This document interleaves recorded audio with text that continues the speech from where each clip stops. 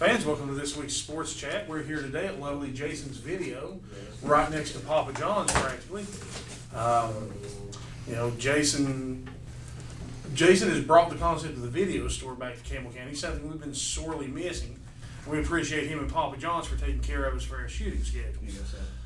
Videos, video games, movies, DVDs. Video game systems. Baseball cards, books, and look at it this way at Jason's Video.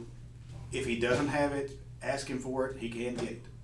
Whether it's books or not, you may not see the books in here, but ask him for them, he will find them for you. Get whatever you need, get yourself a pizza, you'll home and enjoy it. But on to sports. Last night we saw maybe the most domination we've ever seen in a football game. Well, I mean, for me, since back in the day when unfortunately Campbell County would get beaten like that, that's the most dominating performance I've saw on that field since Central with Todd Helton at quarterback defeated Campbell County my junior year of high school, I believe, 72-6. And that's a lot. I mean, Campbell County's fielded some teams that have gotten beaten pretty bad, and they've beat some teams pretty bad. I mean, last year they really dominated. Last week they dominated Cumberland Gap. But it was completely, off the charts last night. I mean, the starters didn't see even most of the second quarter. Oh, I mean, Justin called down to the sideline. I stand beside Justin during the game's filming. He called down to the sideline and told Matt to have the second team, third team, and freshman ready with 10 minutes to go in the second quarter. Approximately 11 minutes to go in the second quarter, pardon me.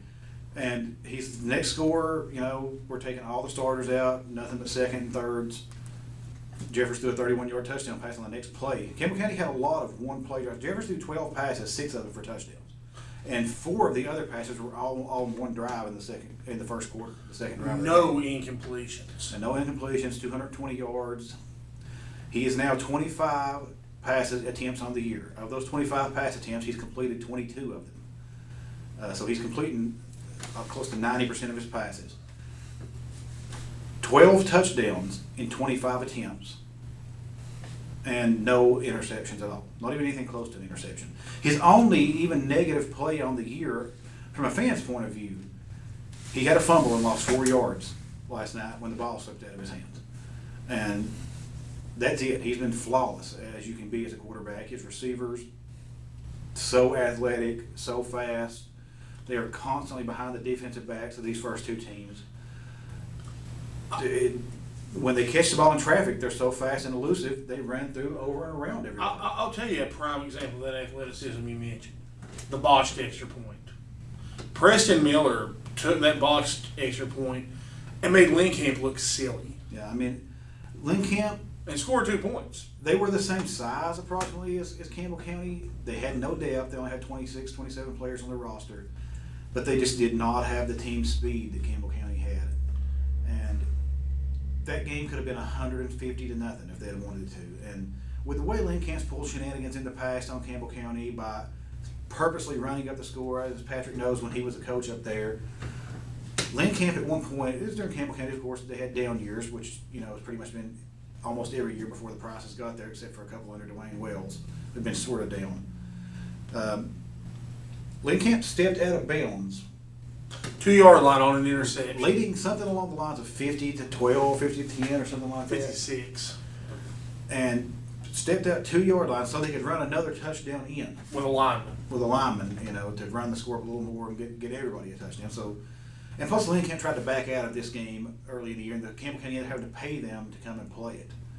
So whatever beating they took probably wasn't enough, but literally... They're the most rotten of jackals from Kentucky. Campbell County had 57 points with 10 minutes to go, 9 minutes and 38 seconds to go in the second quarter, and played the entire second half, which they cut the quarters off by 4 minutes each.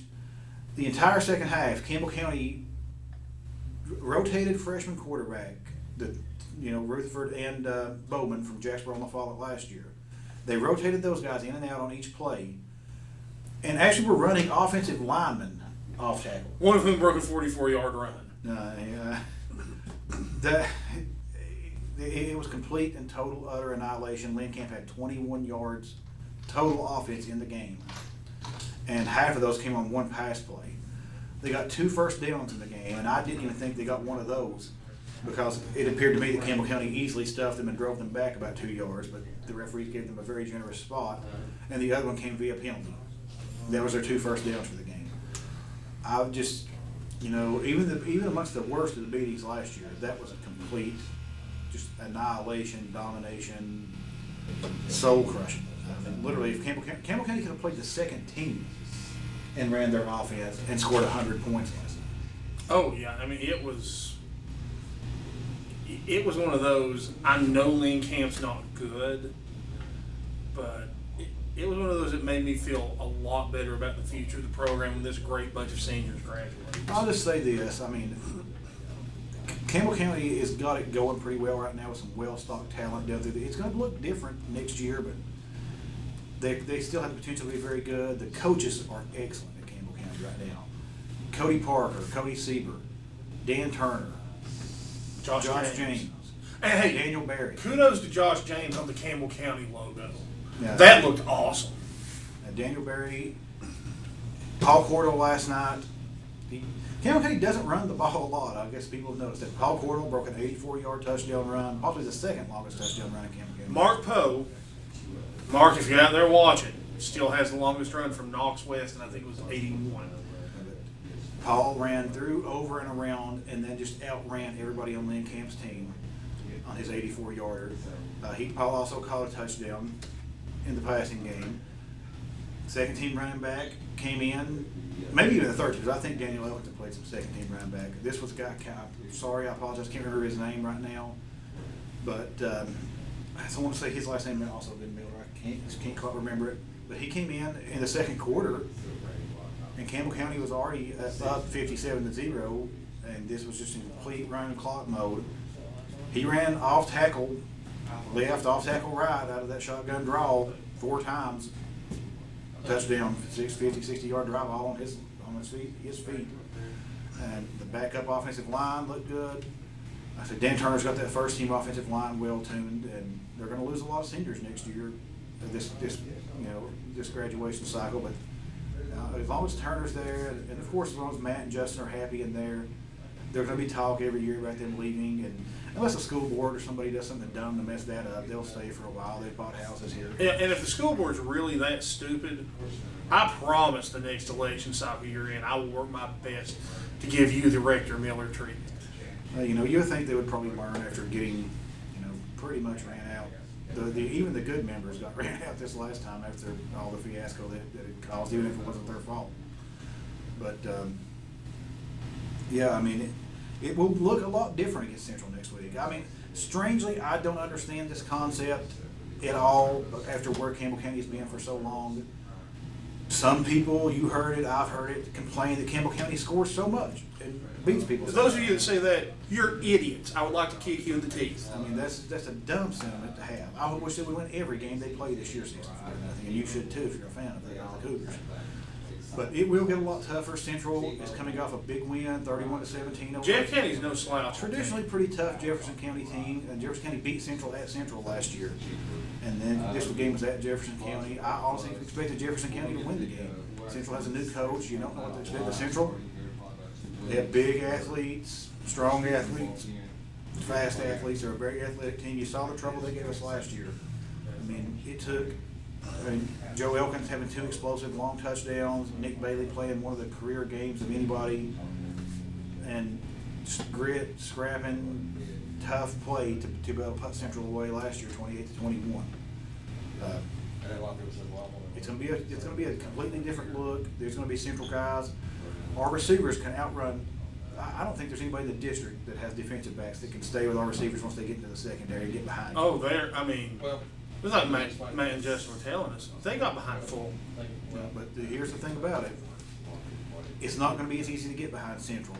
And it's not going to be as easy to get behind Central because you're going to see a much better defensive line than we saw so far. And our offensive line is very good and very strong. And I don't know if Turner's going to be working them, but Central has got the athletes to get pressure on Jeffers.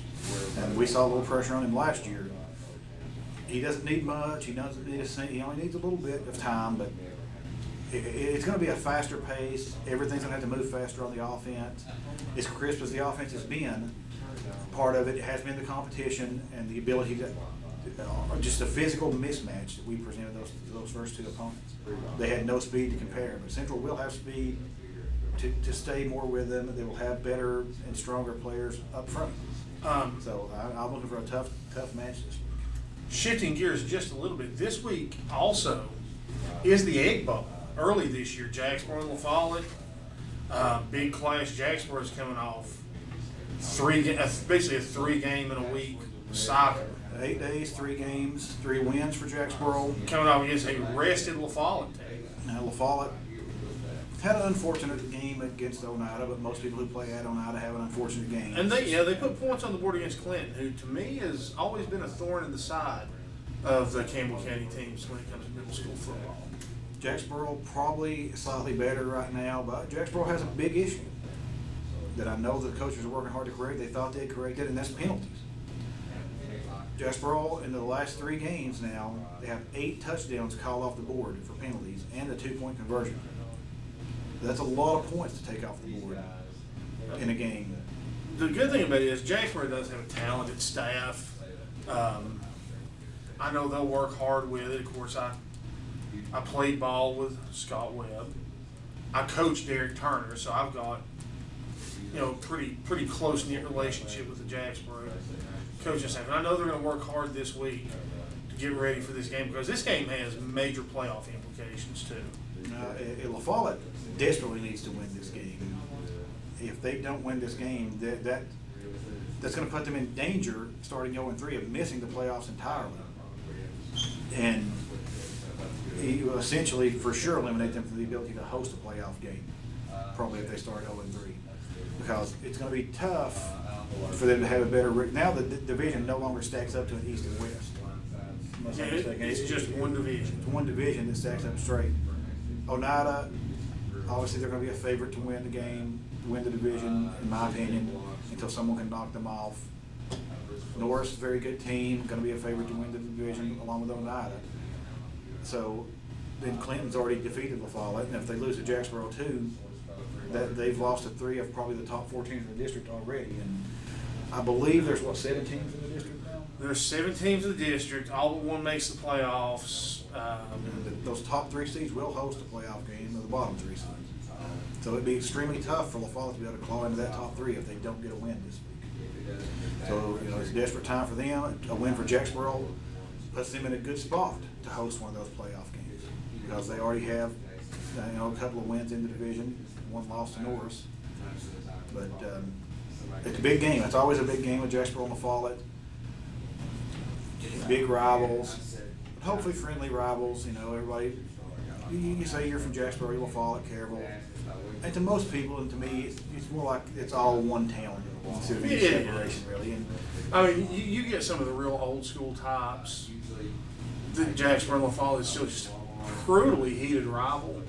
But yeah, I'll tell you. And when I played, it was still pretty heated.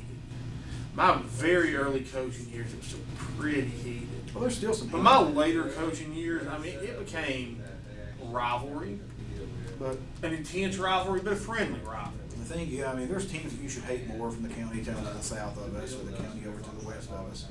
Those are the teams that should be the true rivals, because middle school, to me, it's a stopping point on the way to your high school career where you need to join up with these guys and get along. Now the best of friends up there are from Jacksboro and La Follette both. You're all, to me, hopefully your goal as a middle schooler is to become a great Cougar someday and play for the Prices and the rest of that staff. And that they will improve your game and make you a team. And you get up under originally you want to do the best you can, but save your dislike for the people that really deserve it. Right, those folks down I-75. Those folks down 75, or Oneida, who just has bullied this division around for close to a decade now. Coach Bruce would never do that. No, Johnny Bruce didn't lose to Oneida. He'll tell you. And folks, by the time you see this, it'll happen to be UT tomorrow. A lot of people are picking Utah State. Stone Cold Steve Austin picked Utah State on Sports Center. Tough win. I think Tennessee's going to win 5 or 6 games again this year. Hopefully they can win 6 and get to a bowl game.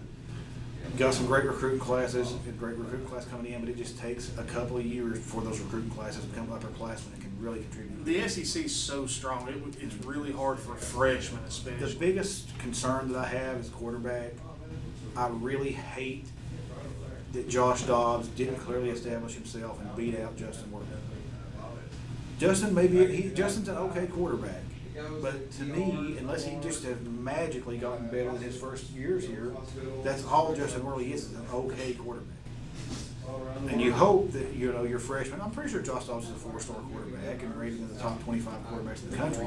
You hope a guy like that, by his sophomore year, after he got that much playing time as a freshman, would have been able to establish himself.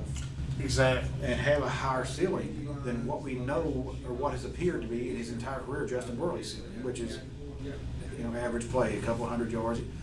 Justin Worley's not going to make anybody fear Tennessee's passing game. He's just not. I mean, unless he's magically improved a lot. I say between his last year and this year, or any time in his career. And that concerned me. I was hoping to see one of those younger quarterbacks, establish himself. That's what you see when you have the great quarterback. So we're still looking for that, apparently. Maybe one of the new freshmen will come up next year and knock off somebody and actually establish himself as Jones gets more recruiting in. But have an excellent class, excellent linemen coming in, #1 defensive tackle in the country. It will get there. It may not get there this year, and I really hope they don't lose to Utah State, because that will take away a good shot of getting a bowl game if they did. Right, yeah, and Utah State's no slouch. No, they're not a bad team at all, which is why people are predicting them to possibly beat Tennessee.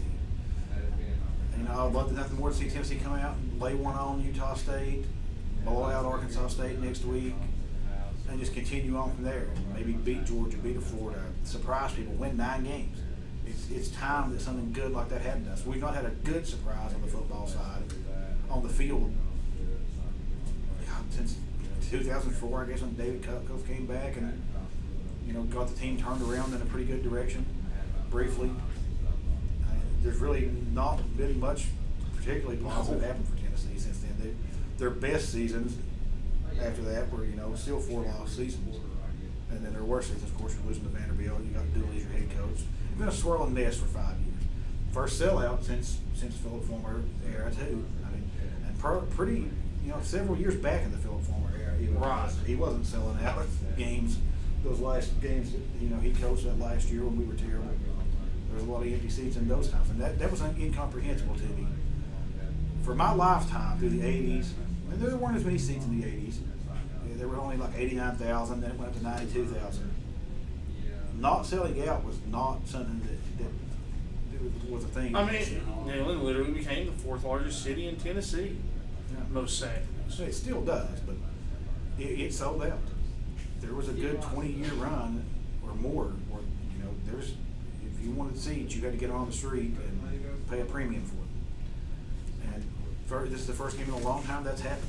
So I'm glad to see that back. Fans are back interested in it. Hopefully it's good times on the road. I hope so. Well, fans, I believe that'll about do us for this week. We'll see you next week on Sports Chat, live from Jason's video, next to lovely Papa John's.